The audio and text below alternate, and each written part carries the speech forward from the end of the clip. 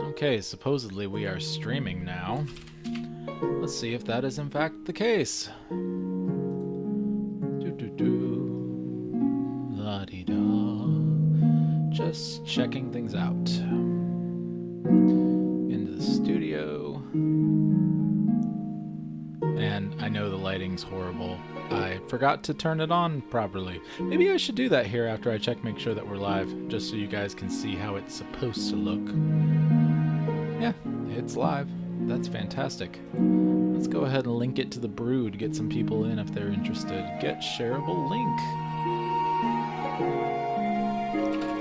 So I'm live right now, recording for audio adventures and chatting and testing stuff if anyone wants to join.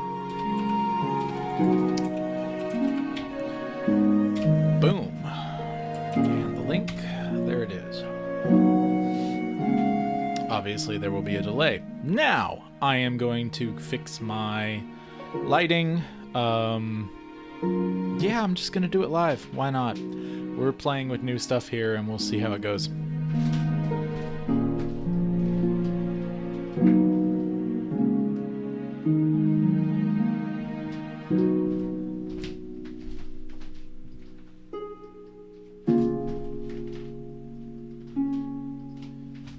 Okay, now let's get the camera set to the proper stuff.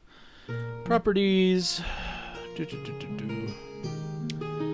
Like I said, I'm just playing with some stuff and then I'm going to record some audio adventures, which reminds me I need to hit record. No, I don't. Well, I do, just cause. Let's do it. We're going to test everything. Okay, so now we're recording. Let's go ahead and fix the lighting issue, configure video, fix this here.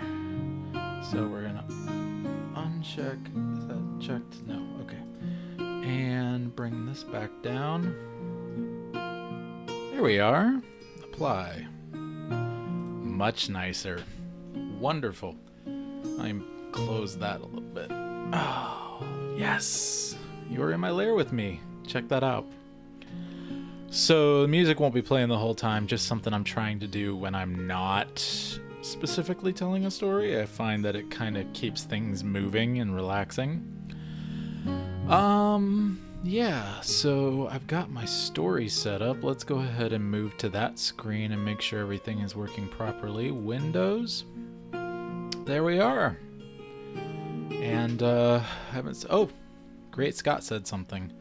Yeah, I have my thing set up kind of messed up. Okay, said howdy. What's up, Ian? Good to see you.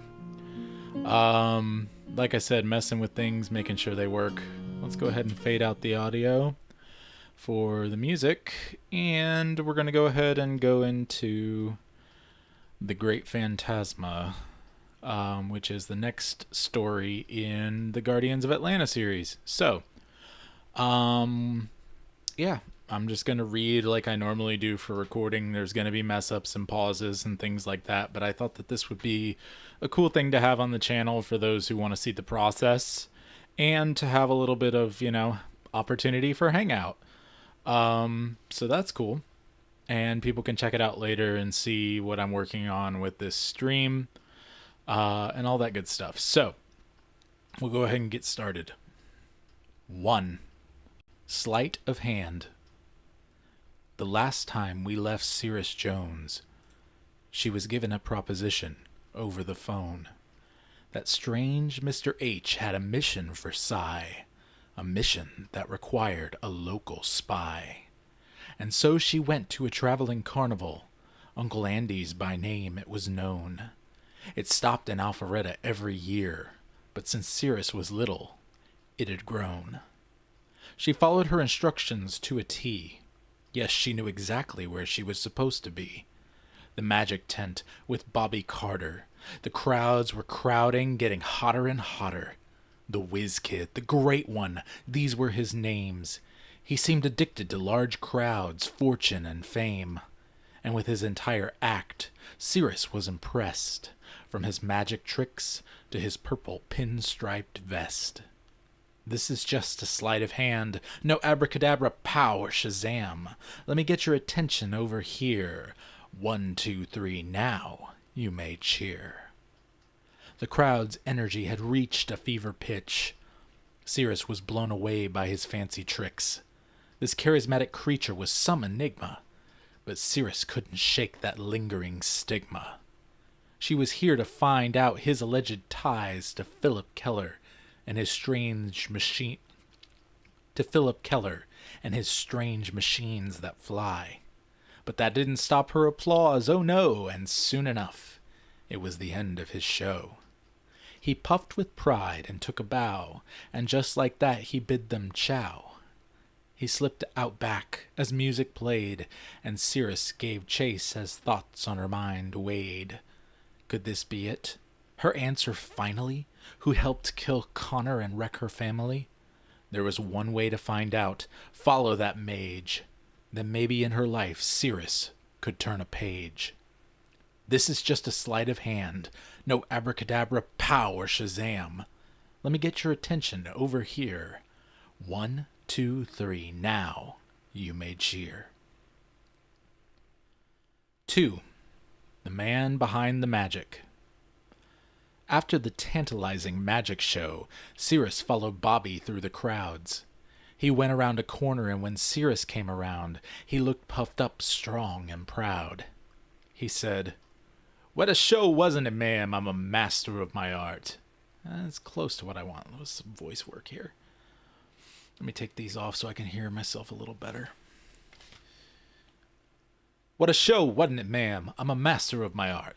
That's what I'm looking for. What a show, wasn't it, ma'am? I'm a master of my art.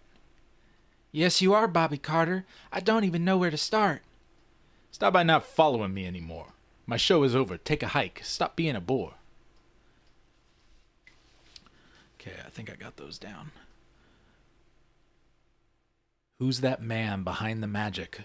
What is his game? Is it fun, or is he up to something much more grave? What's your connection to Stone Mountain? Oh, that chunk of rock? I got no connection there or here. The road is my home, and I am done with talk. By the way, sometimes when I'm reading, I said got instead of have just because it rolls with the character more, and I don't worry about those little differences. I just kind of go. Sometimes I write it specifically the way I want it, and then other times I'm like, little changes. But most of the time I go with whatever the character would say. Wait! I'm sorry, but all questions must be submitted in writing. However, the president of this carnival will not be fighting. Go talk to James Rigger. He'll tell you the information you need. Now go. Shoo. That questions must be submitted in writing is a reference to Willy Wonka. But yeah. Cirrus walked off, more suspicious of Bobby than ever before. Who's that man behind the magic? What is his game? Is it fun, or is he up to something much more grave? 3. Uncle Andy's Amazing Carnival. I've gotten more flack from this poem than any other that I've ever written. Just because the character from whose point of view it is perverse. And it is for a reason for the story. I don't use any terrible language or anything like that. And so it just throws people a little bit. This is the bad guy talking, y'all. He's supposed to sound bad. So this poem is from the perspective of Uncle Andy, a.k.a. James Rigger. What a pretty girl, strutting right up to my trailer, please. What a pretty girl, strutting right up in them cut-off jeans. She's the kind that up and start wars, she's the kind that men would die for. I guess that I should open my door, 'cause she's the kind that men would die for. Hello, my dear, I said to her meekly. What brings you to my humble abode? I come to talk, she said sweetly. About Stone Mountain down the road. About Stone Mountain down the road. It's been shut down for several months, an entire historical landmark. I was told by sources to ask Uncle Andy. Please tell me where I should start.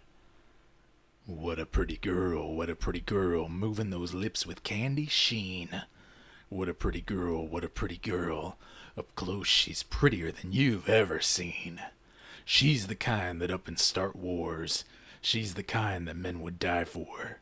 She makes other girls look like a bore, 'cause she's the kind that men would die for. Uncle Andy's how I'm currently known. I began slowly to start. The previous owner passed away, and girl, did it break my heart. So I haven't been in charge too long, but a connection? I have some doubts. If anyone around here would know anything, Madame Jemima would know all about. One moment. I'm going to turn off that fan because it's kind of getting a little louder than I want it to.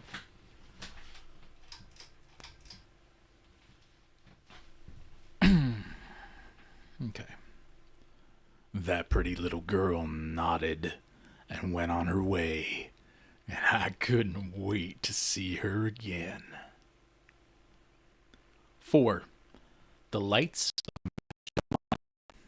Oh, whoa. We had a little bit of a hiccup there.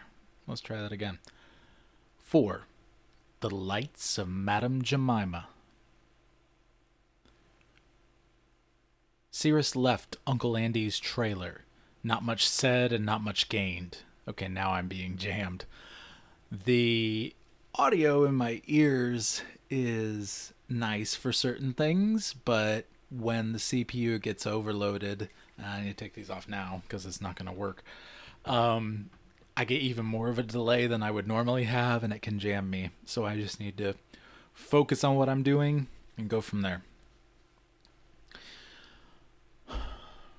4. The lights of Madame Jemima. Cirrus left Uncle Andy's trailer. Not much said and not much gained. But one lead led her to Madame Jemima. She determined this talk would not be in vain. She had her suspicions about Uncle Andy. But none of them could be proved. The purple tent was just up yonder, and Cirrus's will would not be moved.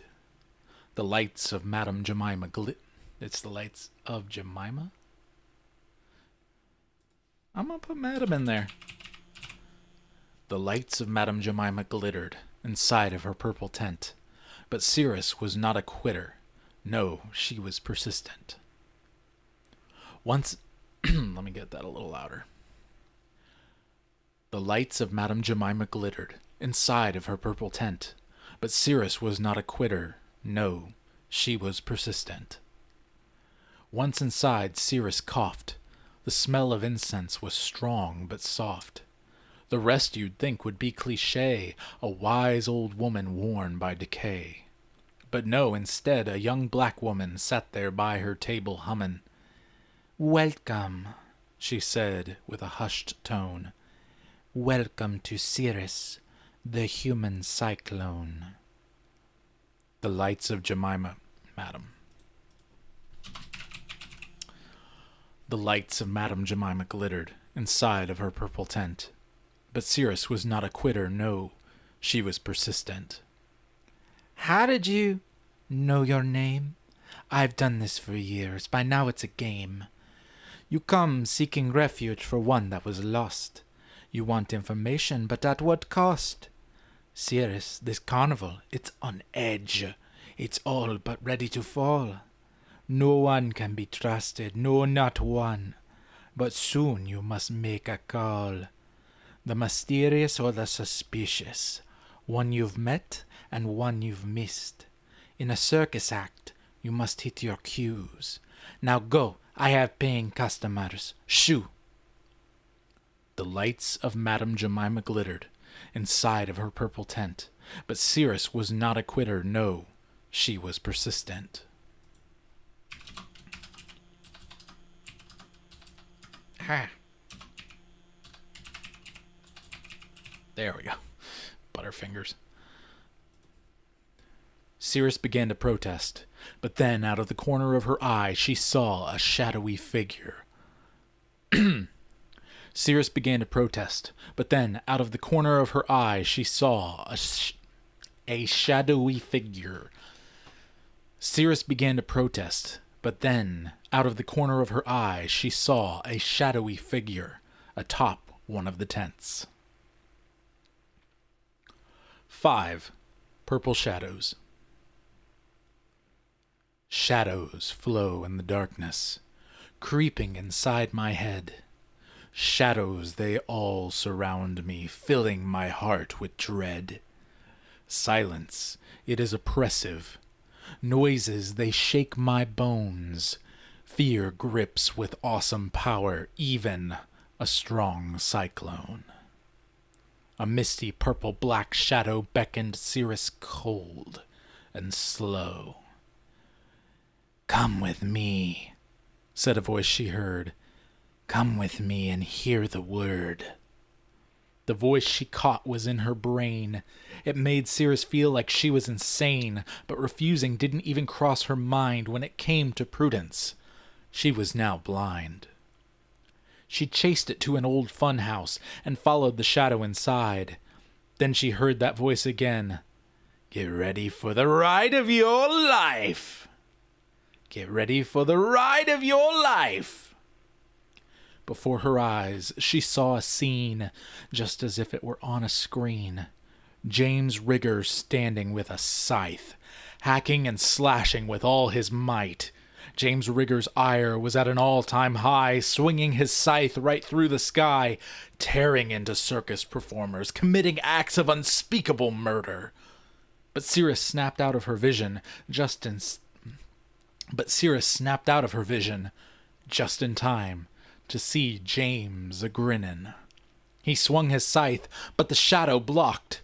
Then Cirrus blacked out from pure shock.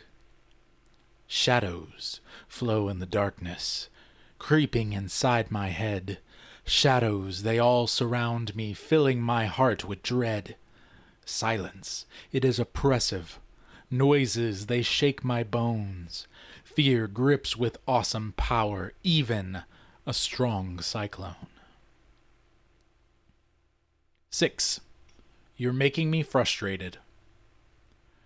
Cirrus awoke in Jemima's tent. She sat up, her back creaked. Okay. Cirrus awoke in Jemima's tent. She sat up, her back creaked, her energy was spent. She rose and looked, but no one was around. She peeked outside that purple tent, and here is what she found. Bobby Carter standing guard, watching over the tent door. It was late at night. Hours had flown by, and man, oh man, was she ever sore. She walked outside. He greeted her there. "Good to see you unharmed." What was that? Okay, let's try that again. "Good to see you unharmed." "Good to see you unharmed." "Good to see you unharmed." What in the world happened to me? "Nothing. No reason for alarm." Bobby began to walk away, but Cirrus grabbed his sleeve and made him stay. Was what I saw last night real? How would I know? Your thoughts aren't something I can How would I know? Your thoughts aren't something I can feel. You know more than you're letting on.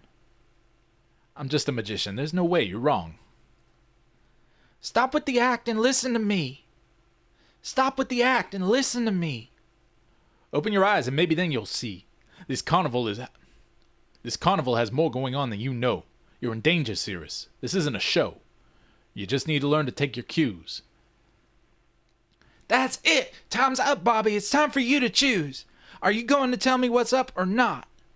Just take your cues and you won't get lost. You're making me frustrated. That's a hard line because it's just such a plain statement. Let's try again. You're making me frustrated. That's better. Yes, I know. Just be patient. Wait your turn, and then you'll be in the show. Yes, I know. Just be patient. Wait your turn, and then you'll be in the show. Bobby Carter walked away, making Cirrus more frustrated than ever. 7. Slow down and think.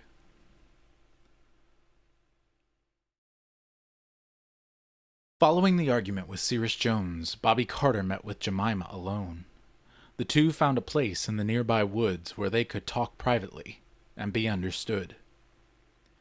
She's working very hard to find out what's going on here and what this is all about. Wait, no, that's Bobby. Okay. I usually have dialogue tags, but I took them out for a while and I haven't put them all back in. To me, it just makes more sense for the kind of audio work that I do. But, for putting it in a book, it doesn't always make sense, but then it, Anyway. She's working very hard to find out what's going on here and what this is all about. She works hard, but she doesn't ask the right things. Eventually she'd wear out from all the carnival brings. Good thing we're here then to show her the way. No, okay, maybe no. I had it right the first time. Let's go back to the beginning. She's working very hard to find out what's going on here and what this is all about. She works hard, but she doesn't ask the right things. Eventually she'd wear out from all the carnival brings. Good thing we're here then to show her the way. I'm concerned about her being in the fray. What if she didn't have the power of storms? She does, Bobby. Ever since the day she was born. Whatever. As long as she takes her cues and doesn't blink, she'll be fine. Now let's just slow down and think. Sometimes things aren't clear. Sometimes things are clouded by fear. Just slow down and think it through. Take your cues and change your view.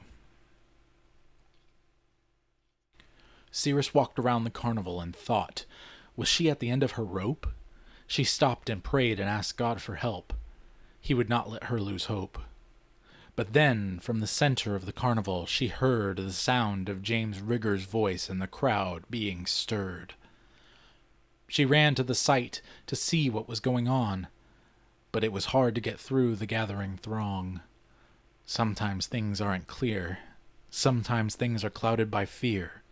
Just slow down and think it through. Take your cues and change your view.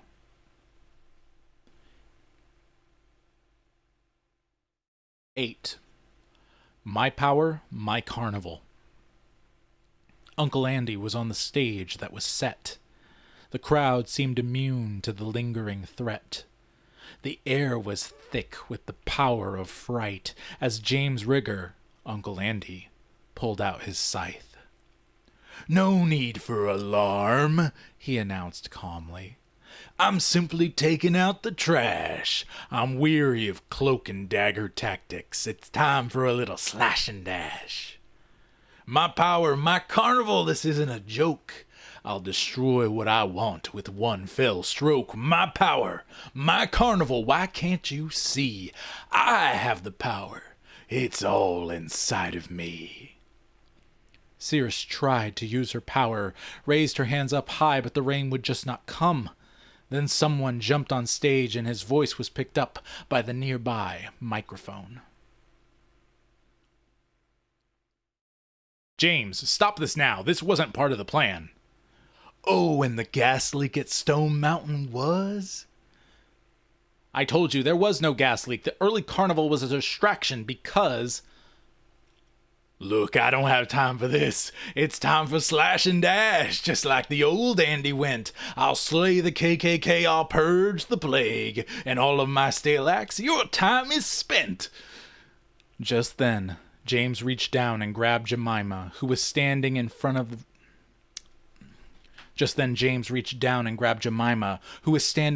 with the score. Cirrus wanted to run up and fight Uncle Andy, but getting through the crowd was more than a chore. The man that jumped on stage, Andy took him down. Then the crowd was subdued by gun-carrying clowns. But then there came a sound which no one expected, and once again the air itself was affected. 9. Introducing the Great Phantasma. Just as James was giving his speech, the speakers fed back with a terrible screech. Following that came an announcer's cry. The sideshow collar type puffed up and spry. "Come one, come all," said the voice in a blast. "The great Phantasma has arrived at last. But please, hold your applause till the performance has ended. I do believe you'll find it perfectly splendid." "Who are you? Where are you?" James Rigger barked. "I'm here and there and everywhere to start." Then the shadow Cirrus saw before appeared. The crowd was confused, but some of them cheered. The shadow materialized and changed its shape to a man who was wearing a dapper suit and a cape. His top hat was purple and his wand was swift, and he swung it. His top hat was purple and his wand was swift, and as he swung it around, Uncle Andy had a fit. "This is my power." "Your carnival, yes, I know, but I think that you'll find that I've hijacked this show." Just then, Uncle Andy dropped Jemima and swung right at the shadow figure. Cirrus thought he was done. But right as James did, the figure disappeared. Then Jemima kicked James low, and James's anger seared. The figure reappeared, but this time there was more. Multiple versions of the figure surrounded James in scores. 20 or more figures laughed gleefully at him. "That's it!" James cried. "I'll cut you limb from limb." James began swinging with terrible force, but the figures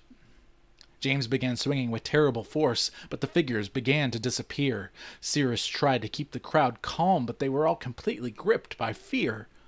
Then suddenly the shadow winked his eye in Cirrus's general direction. Then Cirrus saw her angel, Ezekiel, in that eye's reflection. Ezekiel's appearance meant only one thing as her powers began to tug. The sky opened wide and rain poured down, and soon it became a flash flood. Hail rained down on James Rigger as Cirrus squeezed the ice from the clouds. The lightnings raged, the thunder roared, and screaming echoed from the crowd. The clown guard seemed to be terrified by the weather, but more than the rainfall. The light shined right through the streams of water, creating illusions great and small. The shadow seemed to bend the light from every angle known, and for a couple of minutes everyone felt like they were in the Twilight Zone. 10. And the show goes on. A little while later, the police arrived and took Uncle Andy to jail. The clowns were rounded up, everyone was questioned, and justice did not fail. Cirrus stuck around to see the rest of the carnival meet. Fans and carny folk stayed near the stage to watch Madame Jemima speak. She stood on the podium, proud and strong, if a little worse for wear. She then spoke up in a strong voice. "Let's bow our head and say a prayer. Thank you, God, for saving us all. Your marvelous name we praise. Help us to decide who should now run this show in James's place."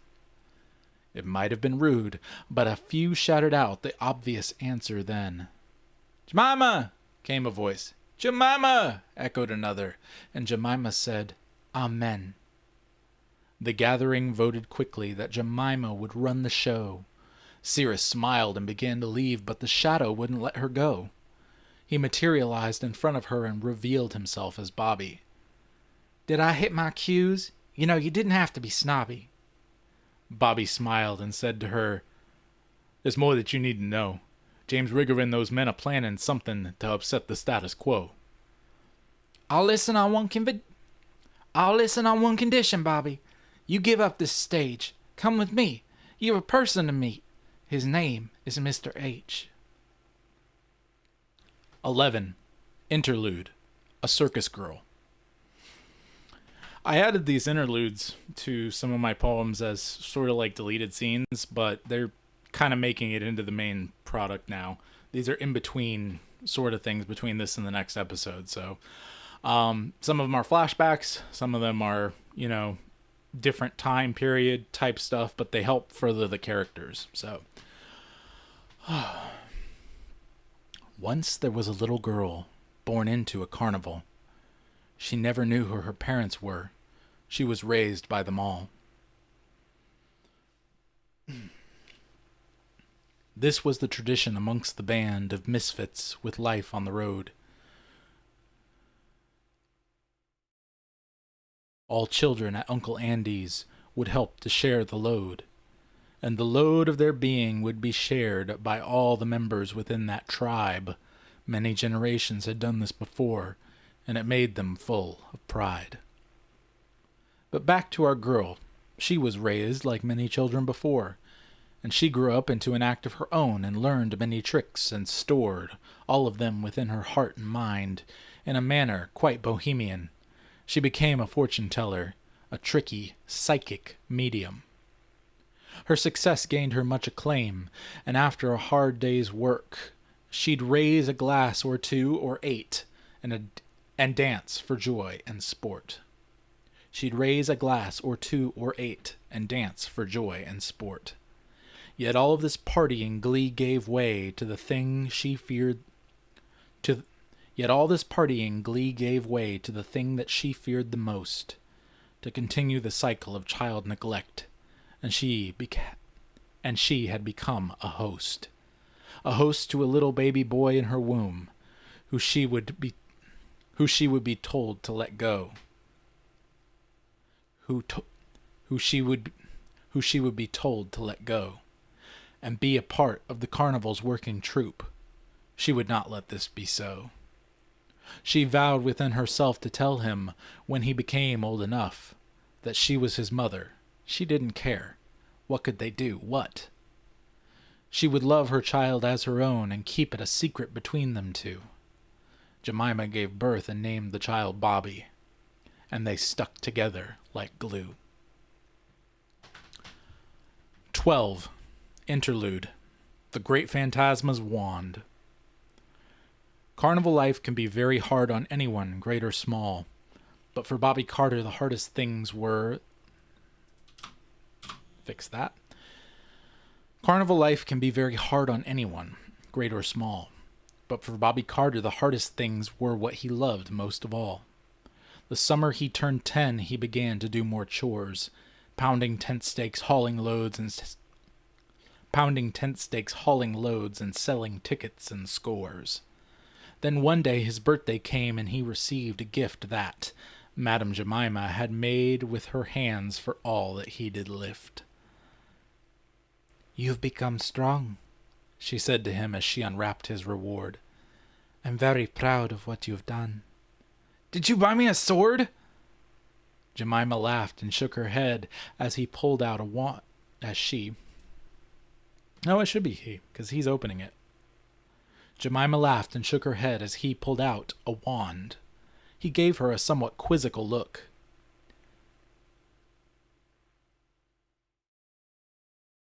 "Sorry, that guess was wrong." Excuse me. No, that's Jemima.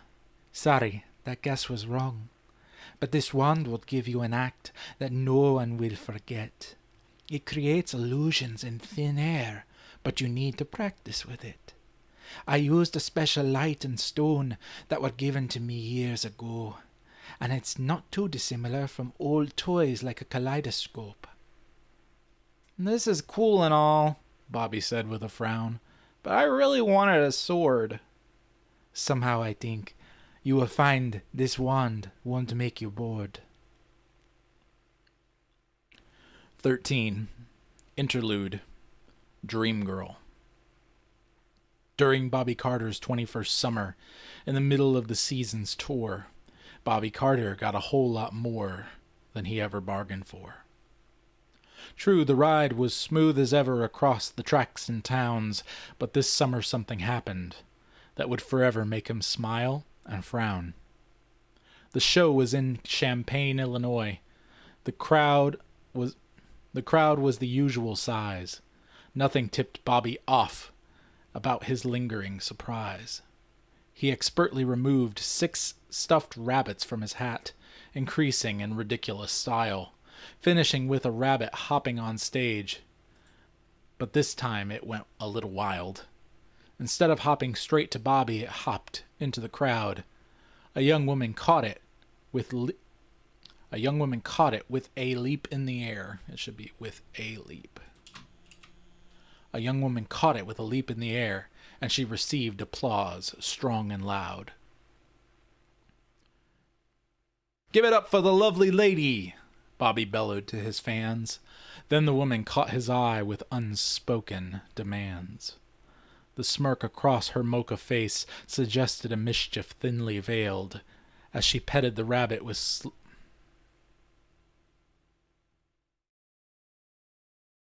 It shouldn't be with. As she petted the rabbit slowly and sweetly, and with her eyes told a tale. Bobby nearly tripped from watching the meaning in her eyes. The sweet and subtle motions she had him all mystified. "I'll come for the rabbit after the show," he said, then continued on. And after the show was over, she waited with a smile on. After the tent had completely cleared except for the rabbit and girl, Bobby Carter took a deep breath and stepped through the curtain into another world. "Thanks for catching Felix. He's been known to be a bit wild." "He must have sensed a kindred spirit," she said in a voice that was mild. "Bobby Carter." He held his hand out, "But you knew that already. Who might you be, ma'am?" "I am a woman enraptured by you, and the presence that you have on that stage. I am in search of another life, and just haven't found my place. But what you have, it works for me. I think I'll try it out. Oh, and my name's Tamara. Sorry I left that out. Sorry I left that out." The two shared an awkward laugh, then looked one another in the eye. Bobby had seen many girls like this, and many of them were sly.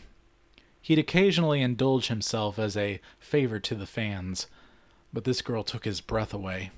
He warned himself to be careful, but he couldn't be careful that day. They stayed up till all hours of the night just talking and carrying on, dancing in the light of the moon, until the train left at dawn. But Bobby Carter slept way past that, and awoke with a start, concerned that Tamara had stayed aboard the train. He quickly began to turn, but beside him as the train rumbled on was a simple note and number. He held it close to his heart, smiled, and returned to slumber. But somewhere in between his dreams and his waking state, the old window in his cabin gave out and opened its gate. The note was torn from Bobby's hand and floated away in the breeze. Bobby tried to catch up with it, but it would not be with ease. For now he'd have to settle on memories and the light of the time he spent with Tamara on that one dream night.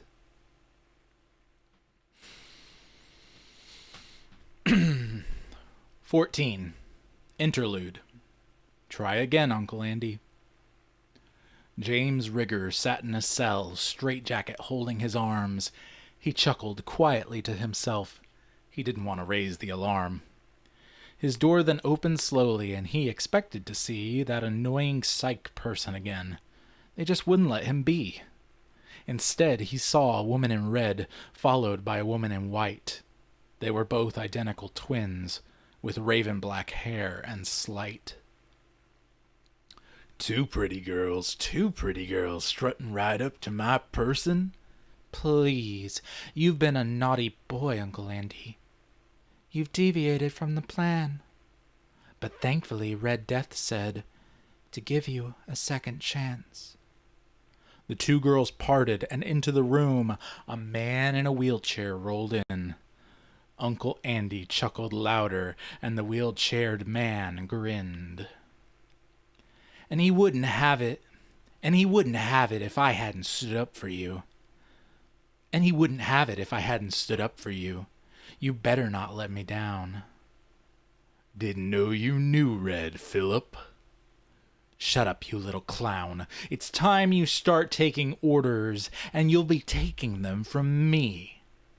James then launched into a cackle filled with malicious glee.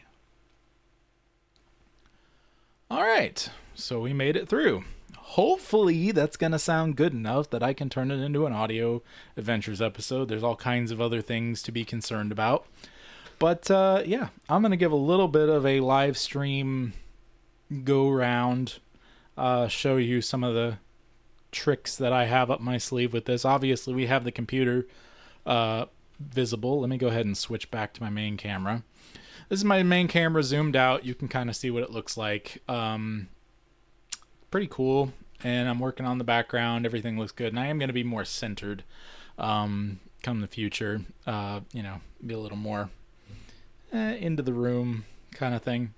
But for now, you know, whatever. More like that. Zoomed in.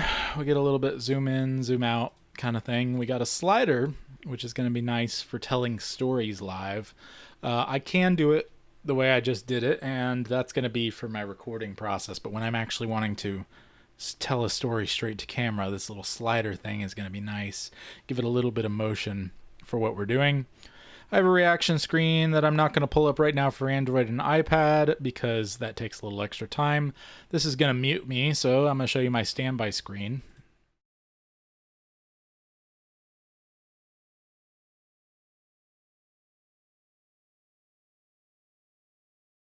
So that's what that looks like.